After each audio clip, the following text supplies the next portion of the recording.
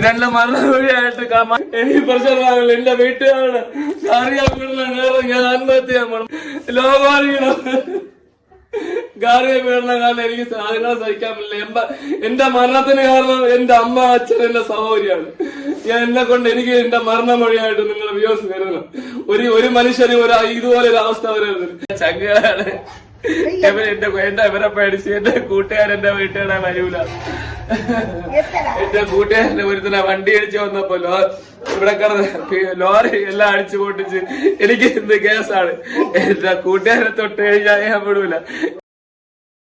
Hello guys, it's me Danny. ഇപ്പം 3:30 വെളുപ്പിനെ ഓരോ കണ്ടന്റ് നോക്കി അങ്ങിരുന്ന് പോയി. അപ്പോൾ നമ്മുടെ ഡ്രീം റൈഡർ അദ്ദേഹത്തിന്റെ കാര്യങ്ങൾ സംസാരിക്കാൻ വേണ്ടി ഞാൻ വന്നേ. ഓക്കെ, അതിനു മുമ്പ് വീഡിയോ ഒക്കെ ആദ്യമായിട്ട് കാണുന്നവർ ലൈക്കും ഷെയറും സബും ഒക്കെ ചെയ്യുക. പിന്നെ അതുപോലെ തന്നെ നമ്മുടെ വയനാട്ടിലെ കാര്യങ്ങൾ ആരും മറക്കരുത്. അതുപോലെ മുല്ലപ്പെരിയാറിന്റെ കാര്യങ്ങൾ അതിന്റെ ഓളമൊന്നും ഇപ്പോൾ ഇല്ല.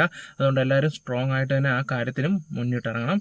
ഓക്കെ ഗൈസ്, അപ്പോൾ നമുക്ക് വീഡിയോയിലോട്ട് പോവാം. സംഭവം എന്ന് പറഞ്ഞാൽ നമ്മുടെ ഡ്രീം റൈഡറിനെ കുറിച്ചാണ് സംസാരിക്കുന്നത്. അദ്ദേഹത്തിനെ കുറിച്ച് ഞാൻ പറയാൻ അറിയാമല്ലോ. ട്രിവാൻഡ്രം ടു കോഴിക്കോട് ഒരു ലവ് മാരേജും കാര്യങ്ങളും ഒക്കെ എല്ലാവർക്കും അറിയാവുന്ന കാര്യങ്ങളാണ്. പിന്നെ അതുപോലെ തന്നെ 2 വീഡിയോ ഉണ്ട്, രാവിലെയും വൈകിട്ടുമായിട്ട് ഇട്ട വീഡിയോ ആണ് അദ്ദേഹം. അപ്പോൾ അത് സംബന്ധമായിട്ടാണ് നമ്മളിന്ന് സംസാരിക്കാൻ പോകുന്നത്. എന്തായാലും ഞാൻ വീഡിയോ വെച്ച് തരാം. ആദ്യത്തെ ഹലോ ഗൈസ്, അപ്പോൾ 2 ദിവസമായിട്ട് വീഡിയോ ഇല്ലായിരുന്നു. ഇന്നും വീഡിയോ ഇടാൻ പറ്റുമെന്ന് വിചാരിച്ചത്. പക്ഷേ ഇന്ന് നമുക്ക് വീഡിയോ ഷിഫ്റ്റ് ചെയ്യുന്നത് വേറെ ഒന്നുമില്ല. എൻ്റെ വീട്ടിൽ നിന്ന് എൻ്റെ അമ്മ ഇറക്കി വിട്ടതാണ്, വേറെ ഒന്നുമല്ല. ഇന്ന് രാവിലെ ജസ്റ്റ് ബാത്റൂം കഴുകിക്കൊണ്ടിരുന്നപ്പോൾ തുടങ്ങിയ പ്രശ്നമാണ്. ഇപ്പം ഞാൻ അവരെ എല്ലാം ഇരിക്കാം, എന്തോ അറിയില്ല എനിക്ക്. 2 മക്കളെ ഉണ്ടായിക്കഴിഞ്ഞാൽ 2 പേരെ ഒരുപോലെ കാണുക. എൻ്റെ സഹോദരിക്ക് കല്യാണം കഴിഞ്ഞപ്പോൾ എല്ലാം കൊടുത്തു. സ്ഥലമായിട്ടാണെങ്കിൽ കാശായിട്ടാണെങ്കിൽ സ്വർണ്ണം. അന്ന് എൻ്റെ കയ്യിൽ കാശില്ലായിരുന്നു, ഞാൻ പഠിച്ചുകൊണ്ടിരിക്കുകയായിരുന്നു. അതിൻ്റെ കഥകൾ ഞാൻ പറഞ്ഞതാണ് നിങ്ങൾക്ക്. ഇന്ന് രാവിലെ ചിന്നു കൂടെ നിൽക്കുകയാണ്. ഞാൻ ബാത്റൂം കഴുകിക്കൊണ്ട്, ഇന്നത്തെ ഇൻസിഡൻറ്റ് ഞാൻ പറയാം. ബാത്റൂം കഴുകിക്കൊണ്ട് നിൽക്കുക. ഇവിടെ മേളിലെ സ്റ്റാഫ് ലേഡീസൊക്കെ ഉണ്ട്. അപ്പോൾ പൂട്ടിയിട്ട് കഴുകിക്കൊണ്ട് ഇവരൊക്കെ ഇത് ബാത്റൂമിൽ പോയി കഴിഞ്ഞാൽ അവരവർ സംഭവങ്ങളൊക്കെ ക്ലീൻ ചെയ്യും. ആ ടോയ്ലറ്റ് എന്ന് പറഞ്ഞാൽ പുറത്തു നിന്ന് ഒരാൾ വരുമ്പോൾ കയറാൻ പറ്റൂല. അമ്മ അതിരി ചളിയതാ. 2 പെണ്ണുങ്ങളുള്ളതാണ്. എൻ്റെ അമ്മയെന്ന് വെച്ചെങ്കിൽ എൻ്റെ കുട്ടികളെ നോക്കാൻ പഠിച്ചിട്ട് ജോലിക്കാണ് പോണത്. അതിലൊന്നും കുഴപ്പമൊന്നുമില്ല. ഇന്ന് പിന്നെ എനിക്കാണെങ്കിൽ പെട്ടെന്ന് ഹൈ BP കയറും. രാവിലെ എന്നെ വീണ്ടും ഇറിറ്റേറ്റ് ചെയ്തു. ഞാൻ കാണിച്ചത് എനിക്ക് പിന്നെ ബന്ധങ്ങൾ അങ്ങനെ ആയതുകൊണ്ട് ആരെയും ഉപദ്രവിക്കണ്ടെന്ന് തോന്നി. ഞാൻ അതിന് പകരമായിട്ട് ഞാൻ തന്നെ പിന്നെ ചെയ്തിട്ട സാധനങ്ങൾ ഞാൻ അടിച്ചു പൊട്ടിക്കില്ല എന്നല്ല, ഞാൻ കാണിച്ചു തരാം. എനിക്കിപ്പോൾ ഉള്ള പ്രശ്നം എന്താണെന്ന് വെച്ച് കഴിഞ്ഞാൽ ഇവർക്കുള്ള പ്രശ്നം, എനിക്ക് 2 മക്കൾ അടുത്തടുത്തുണ്ടായിപ്പോയി. അത് 2 പെൺകുട്ടികളായിപ്പോയി. അതിനാണ് എന്നെയും എൻ്റെ ഭാര്യയെ ടോർച്ചർ.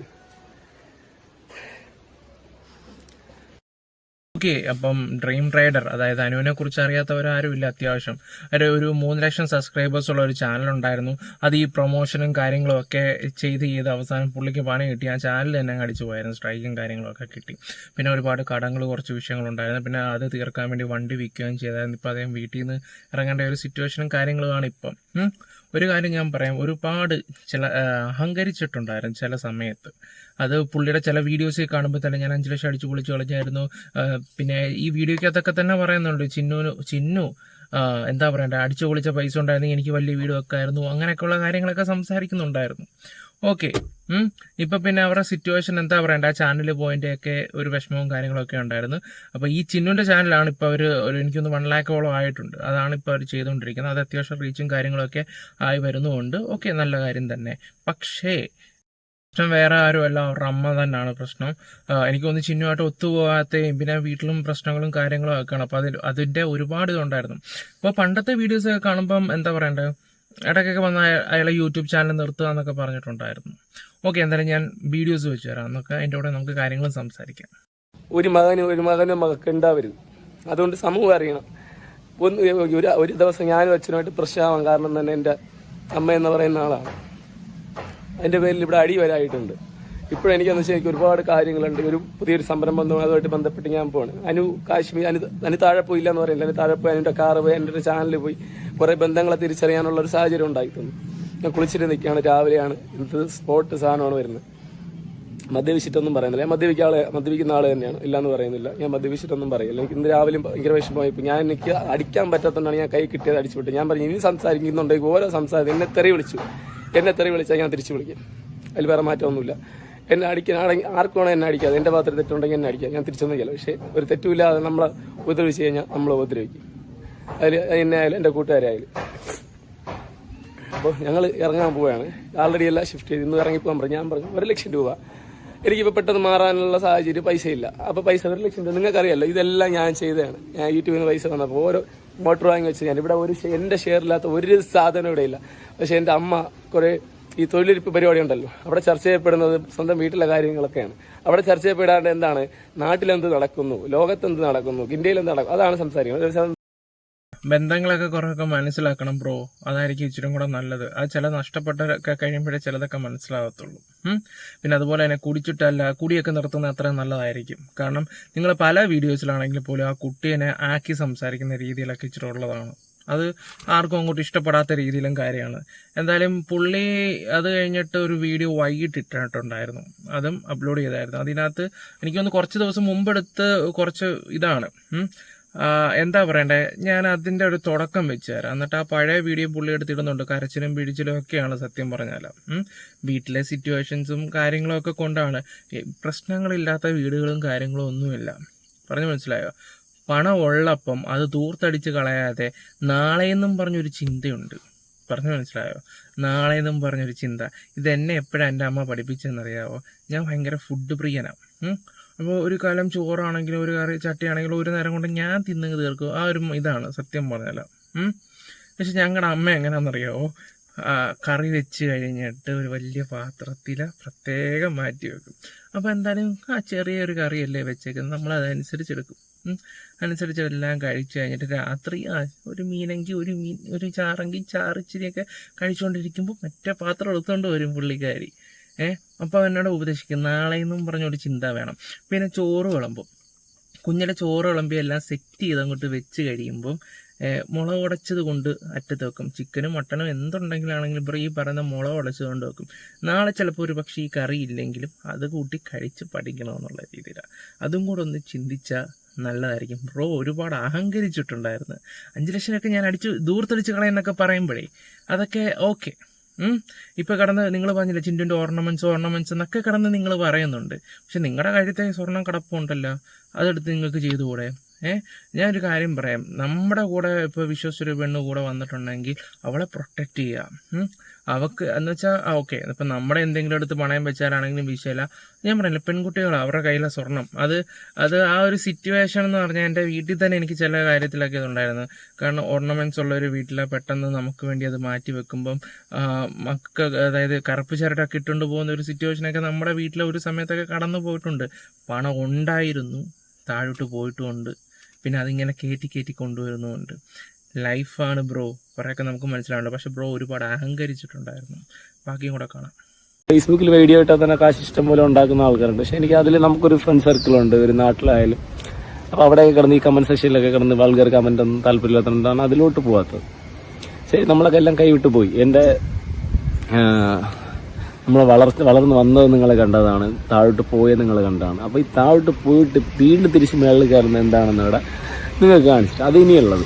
അപ്പോൾ അതിന് മുമ്പ് എന്തായിരുന്നു എന്ന് ഞാൻ ആരോടും ഒന്നും പറഞ്ഞിട്ടില്ല. പലരുടെയും നിങ്ങൾക്ക് വേറെ വ്യാസം അറിയാം, നിങ്ങൾ വിചാരിച്ച പോലെയല്ല പലരും. അതവരൊക്കെയാണ് അഭിനയിച്ച് പിടിച്ചിരിക്കുന്നത്. നമ്മൾ നോർമലി ചെയ്യുമ്പോൾ ഇടയ്ക്ക് ചെറിയ നെഗറ്റീവ് വരുന്നത്. അവരെന്താ ചെയ്യുന്നത്? ഒരു നെഗറ്റീവ് വരാതെ അഭിനയിച്ച് പിടിച്ചിരിക്കും. മല്ലു ഫാമിലിയെ കുറിച്ചാണെന്ന് തോന്നുന്നു പുള്ളിക്കാരൻ ആ കാര്യം സംസാരിച്ചു തോന്നുന്നു. ആ ഒരു വിഷയത്തിൽ മല്ലുവിൻ്റെ ഭാഗത്ത് തെറ്റുണ്ടെങ്കിലും ഇവനും ഒട്ടും മോശമൊന്നും അല്ല, അത് വേറെ കാര്യം. അതും ഒരു ദിവസം അദ്ദേഹം കറക്റ്റ് എക്സ്പ്ലെയിൻ ചെയ്തതാണ് സത്യം പറഞ്ഞാൽ.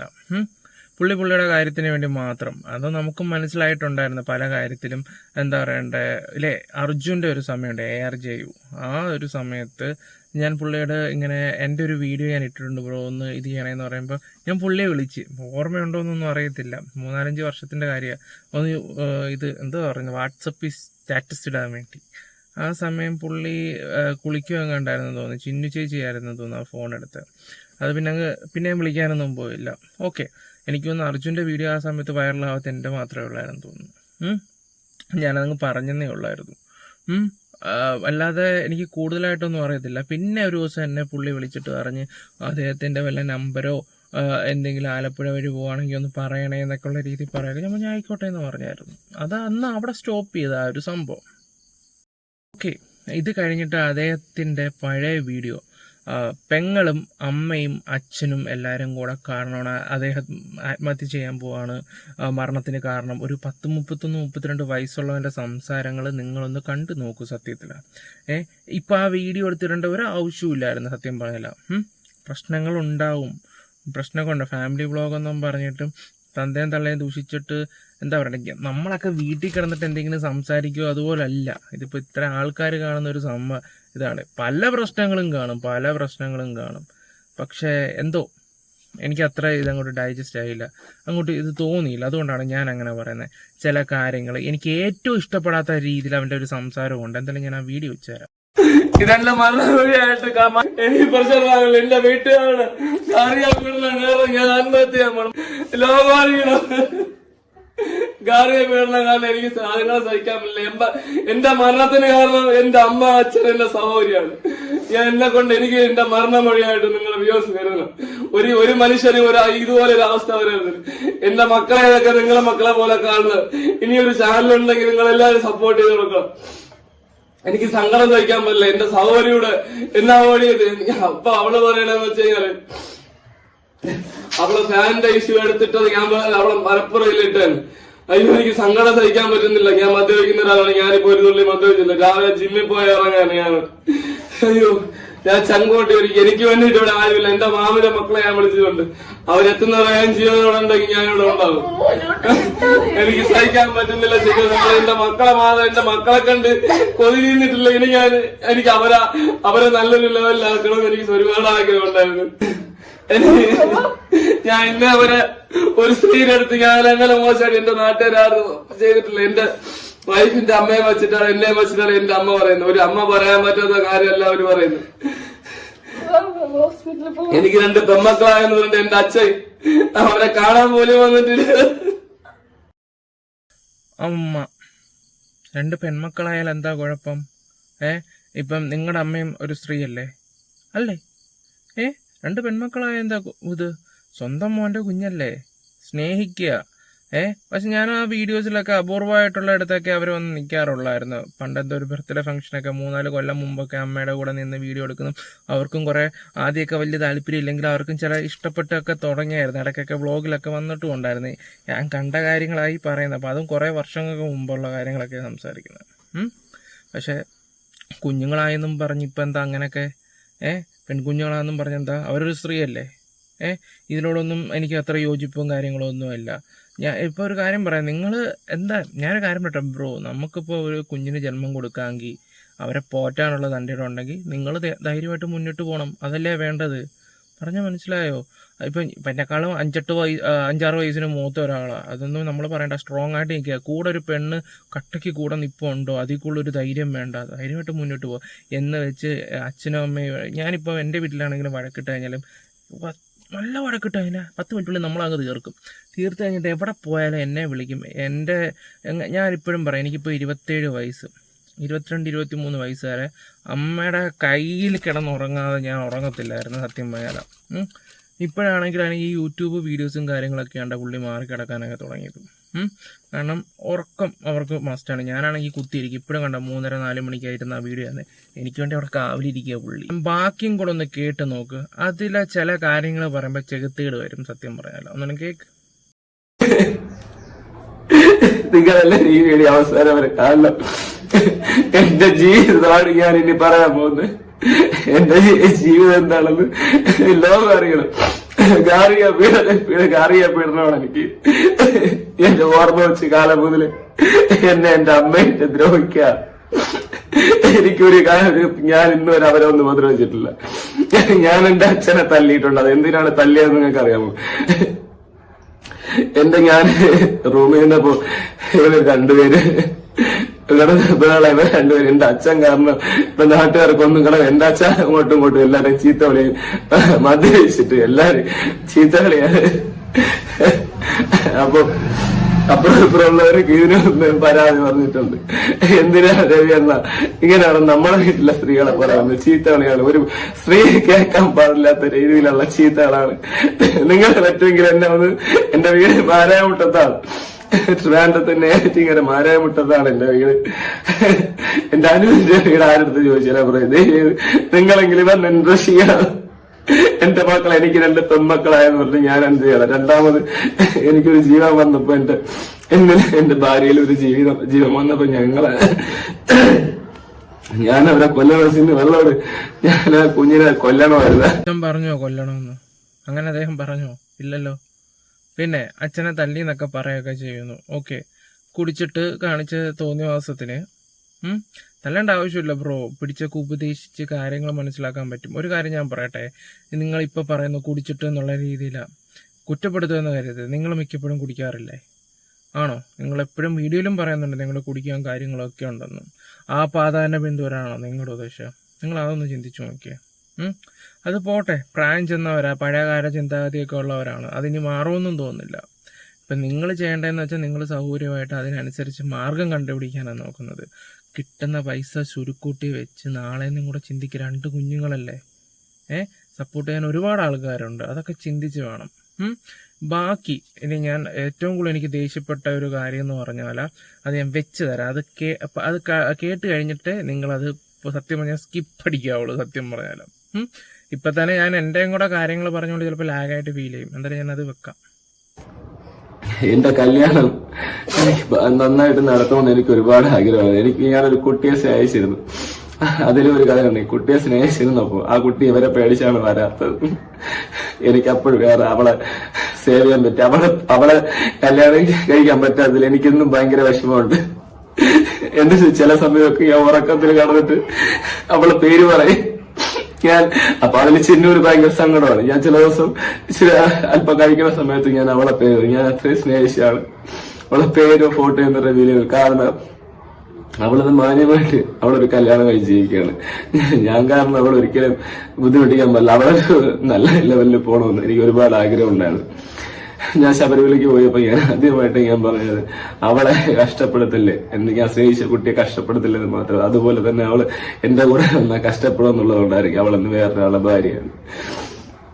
അവള് മാന്യമായിട്ട് ജീവിക്കുന്നു. അപ്പൊ അവൾ ഒരുപാട് അവളെ ജീവിതത്തിൽ കഷ്ടപ്പെട്ടാണ് അവളെ ഫാമിലിയിലുള്ള ബുദ്ധിമുട്ടുണ്ട്. അതുകൊണ്ട് അവളെ നന്നായിട്ട് ജീവിക്കുന്നുണ്ട്. അപ്പൊ അവൾ എനിക്കൊരു സന്തോഷമേ ഉള്ളൂ. പക്ഷെ ചില സമയത്ത് സിനിമ അത് ഭയങ്കര വിഷമമാണ്. അത് ആർക്കായാലും വിഷമമാണ്. രാത്രി ഇറങ്ങി പേരൊക്കെ വിളിക്കുന്നത് കാര്യങ്ങളൊക്കെ. ഞാൻ പറഞ്ഞു ചിന്നു അത് മനസ്സ് ഞാൻ ബോധപൂർവ്വം അല്ലല്ലോ, നീ ക്ഷമിക്കാന്ന് പറഞ്ഞിട്ട് ഞാൻ പറയുന്നത് വല്ലപ്പോഴും മാത്രമേ ഉള്ളൂ. ഞാൻ അത്രയും ആത്മാർത്ഥമായിട്ട് സ്നേഹിച്ചത് കൊണ്ടായിരിക്കാൻ എനിക്കത് മറക്കാൻ പറ്റുന്നു. ഞാൻ അവളെ പിരിഞ്ഞിട്ട് 5 വർഷത്തോളമായി. 2 വർഷം ഞങ്ങളെ തമ്മിൽ സ്നേഹിച്ചിട്ടുണ്ടെങ്കിലും ഒരിക്കലും അവൾക്ക് എന്റെ കൂടെ ഉണ്ടാവില്ലെന്ന് ഞാൻ വിചാരിച്ചില്ല. അതുകൊണ്ടാണ് എനിക്ക് ഇപ്പോഴും വിഷമം. പാവന്റെ ചിന്നു എനിക്ക് നിന്നെ ഒരുപാട് ഇഷ്ടമാണ് ചിന്നു. എന്നിട്ട് എന്റെ മക്കളെ എന്റെ ഭാര്യയുടെ കാര്യം ഞാനാണ് നോക്കുന്നത്. ഇത്രയും സാധനങ്ങൾ വാങ്ങിച്ചിട്ട് കൊടുത്തിട്ട് സാധനങ്ങൾ വാങ്ങിച്ചിട്ട് കൊടുത്ത് നോക്കേണ്ട ഉത്തരവാദിത്വം പിന്നെ നിങ്ങളുടെ അല്ലേ. ഇതിനകത്ത് എനിക്ക് ഇഷ്ടപ്പെടാത്ത ഒരു കാര്യം എന്ന് പറഞ്ഞാൽ എന്താണെന്നറിയോ? ആ എക്സിന്റെ കാര്യം പറഞ്ഞ സത്യം പറഞ്ഞ ഇഷ്ടപ്പെടാത്ത ഒരു പെണ്ണിന്റെ മുമ്പ് വെച്ച് ഞാൻ ഇപ്പോഴും സ്വപ്നത്തിൽ അവിടെ കാര്യങ്ങളും അവിടെ പേരും പിച്ചും പയ്യൊക്കെ പറഞ്ഞുകൊണ്ടിരിക്കുന്നതുകൊണ്ട് എനിക്ക് വലിയ യോജിപ്പൊന്നുമില്ല. സത്യം പറയാലോ. കാരണം ഇത്രയും വർഷമായി ഒരു പെണ്ണ് കൂടെ വന്ന് 2 കുട്ടികളുമായിട്ട് അവൻ ഈ ഒരു സംസാരിക്കുമ്പോൾ അത് അത്ര നല്ല കാര്യമല്ല സത്യം പറഞ്ഞാല. ആ പെണ്ണിന്റെ അവസ്ഥ ഒന്ന് ആലോചിച്ച് നോക്കി.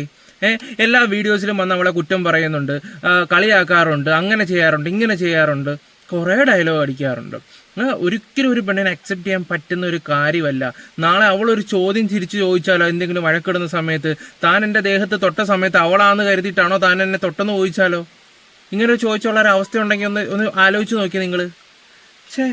ഇതുപോലുള്ള കാര്യത്തിനോടൊന്നും എനിക്ക് വലിയ യോജിപ്പും കാര്യങ്ങളൊന്നുമില്ല. അതെനിക്ക് തോന്നിയ കാര്യം വേണ്ട ഞാൻ ഈ തുറന്ന് പറയുന്നത്. കാരണം അത് മിക്ക ആൾക്കാരാണെങ്കിൽ പോലും ഇപ്പം വിവരമുള്ളവർ അതിന് എന്തായാലും അതിനുള്ള മറുപടി കൊടുത്തു കാണും. കാരണം ഒരിക്കലും ഇപ്പം നമ്മുടെ കൂടെ ആര് കൂടെ ഉണ്ടോ അവരെ പൊന്നുപോലെ നോക്കുക, പ്രസന്റ്ലി സ്നേഹിക്കുക. ഞാനൊക്കെ അങ്ങനെ പഠിച്ചിട്ടുള്ളൂ സത്യം പറഞ്ഞാൽ.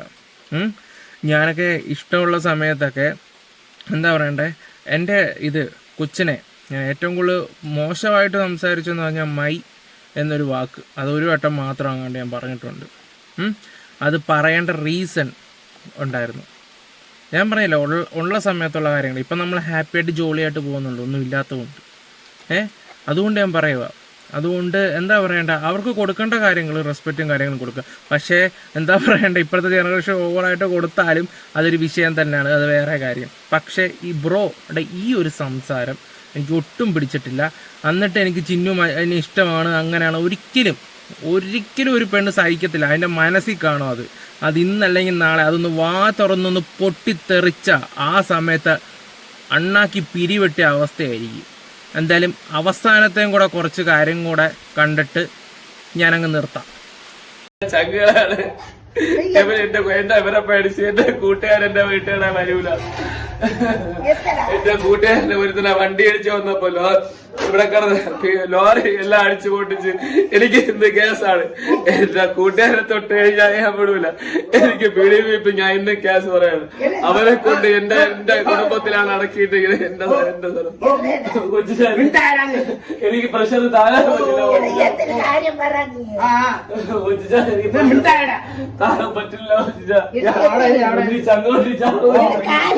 എന്റെ മരണമാണ് പ്രഷർ താഴാൻ എന്റെ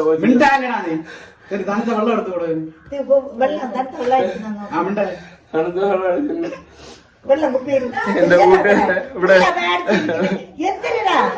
വിഴിഞ്ഞം പദ്ധതിയിലെ ലോറി ഉണ്ട്. എന്റെ കൂട്ടുകാർ രണ്ടുപേരും സ്പോട്ടിട്ടാണ്. ഞാൻ എന്റെ അമ്മമ്മ അവന് വേണ്ടി ചെയ്യാം. നിങ്ങൾ പറ. ഇതൊക്കെ കണ്ട് കുറച്ച് കമന്റ്സും കാര്യങ്ങളൊക്കെ ഞാൻ വായിച്ചു നോക്കി.